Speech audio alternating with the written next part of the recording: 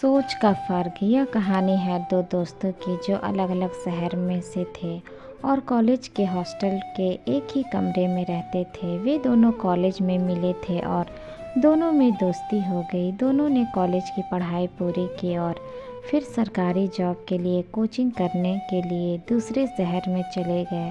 वहाँ दोनों ने एक किराए का कमरा लिया और दोनों एक साथ रहकर कोचिंग करने लगे।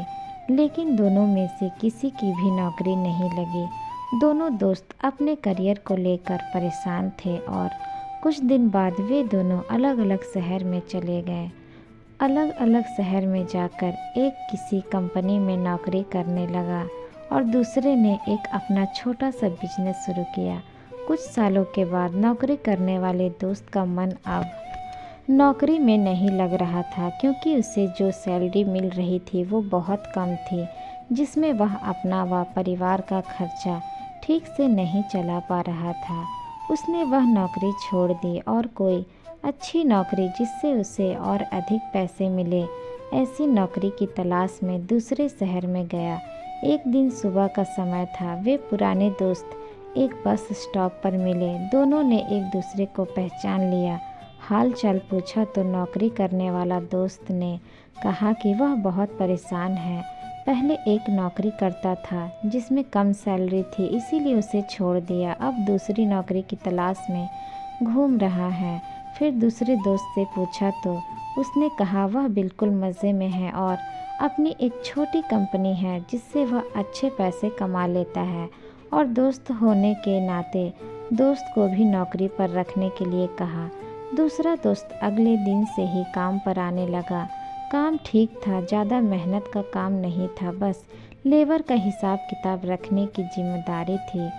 कुछ दिन नौकरी करने के बाद दोस्त ने अपनी कंपनी के मालिक जो उसका दोस्त था उससे कहा कि हम दोनों एक ही कॉलेज में पढ़ने में भी एक जैसे ही थे और आज तुम एक कंपनी के मालिक हो और मैं बस नौकरी ही कर रहा हूँ। ऐसा क्या है जो तुमने इतना बड़ा बिजनेस कर लिया और मैं बस एक नौकर की ही तरह इधर उधर धक्के खा रहा हूँ। तो कंपनी का मालिक बोला कि तुम्हारी सोच जब भी नौकर वाली थी और आज भी नौकर वाली है, याद है तुम्हें? एक दिन हम दोनों कोचिंग के लिए जा रहे थे। कुछ दूर जाने के बाद याद आया कि हमारे कमरे का पंखा और बल्ब चालू है।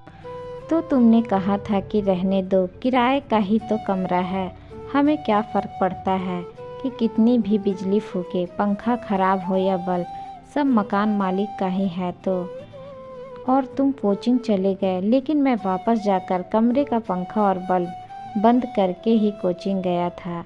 मैं बस में किराए के कमरे में रहता था और मैं हमेशा मालिक की तरह रहता था और आज भी मालिक ही हूँ।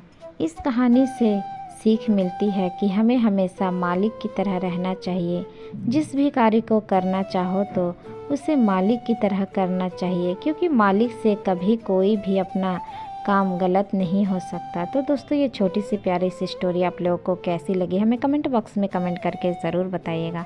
स्टोरी अच्छी लगी हो तो चैनल को लाइक शेयर एंड सब्सक्राइब ज़रूर कर लीजिएगा।